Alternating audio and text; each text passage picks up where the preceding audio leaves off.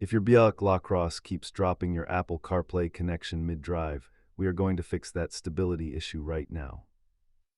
Over 80% of connection drops are actually caused by a faulty or non-certified cable rather than the car's software.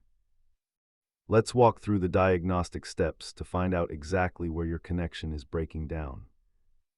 Start by cleaning your phone's port and swapping to a certified cable before testing the different USB outlets in your Buick.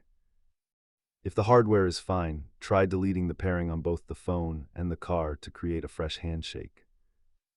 Check your iPhone settings for active VPNs or security restrictions that might be killing the data stream. If it only disconnects when you hit a bump, you are likely looking at a physical port failure rather than a software bug.